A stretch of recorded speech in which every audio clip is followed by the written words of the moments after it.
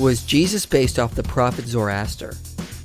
Zoroastrianism is a monotheistic religion that dates back to ancient Persia and was founded by a prophet named Zoroaster.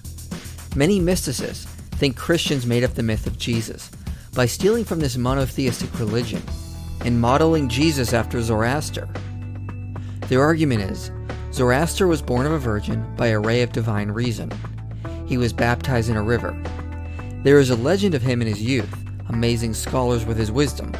He was tempted in the wilderness by the devil. He began his ministry at the age of 30. He baptized with water, fire, and holy wind. He cast out demons. He restored sight to a blind man. He taught of heaven, hell, resurrection, final judgment, salvation, and the apocalypse. He used a sacred cup and had a Eucharist. He was referred to as the Word made flesh, and he will return in a second coming to begin the Golden Age. So do we have evidence Christians stole from the legend of Zoroaster? Well, a little bit of scholarship can easily put this to rest. First, we should note the life of Zoroaster does predate Jesus, but most of the information on him comes from tales found in the Avesta, which was not composed until the 4th century.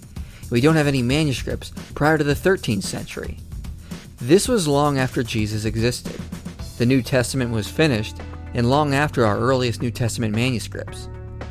It is possible oral traditions go back prior to the birth of Christ, but with such a large time span in between, the stories are unreliable at this point.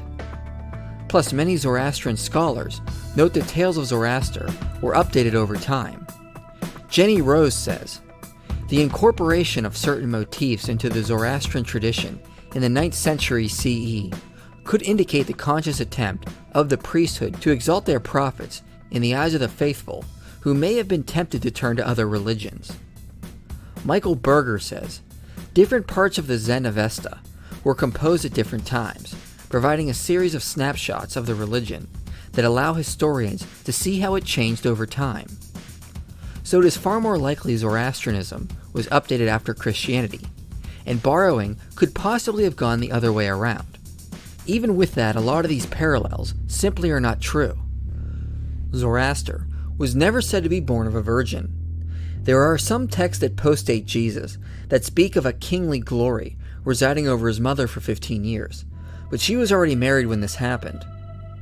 There is no source which says he was baptized, only that he received his revelation on the banks of a river. The next one is true, but the tale doesn't match Jesus, since Zoroaster was placed under the care of a wise man, and as a child he debated with sorcerers and necromancers. They plotted against him and had him thrown in jail. He only got out by healing the king's favorite horse. The next one is sort of true. Zoroaster was tempted by a lesser demon, not the head demon himself, and it was after 10 years of visionary experiences, not 40 days. Also, there is no indication it happened in the wilderness. There is also no mention of bread, stones, leaping off the temple, or anything that matches the temptations of Jesus. This next one is true, but it is pretty meaningless in terms of theology, and comes from literature that postdates Jesus. This next one is completely false, and so is the following one. I can find no text which claims he casts out demons. The closest we can find are tales of Zoroaster driving out pestilence and sorcerers. There is a record of Zoroaster healing a blind man, but it comes from a 10th century document. This next one is true, but the terms do not mean the same thing as they do in Christianity. Salvation was by works alone. The Zoroastrian doctrines of heaven and hell are far too general to form a parallel. Final judgment is performed by a committee of lesser heavenly beings, not the eternal God, Ahura Mazda. The only parallel is at the end of time there will be a resurrection for all the saints, but nothing of a dying and resurrected Messiah in the middle of time. There is no evidence of a sacred cup or a Eucharist, and no evidence he was ever referred to as the Word made flesh. This last one is partially true.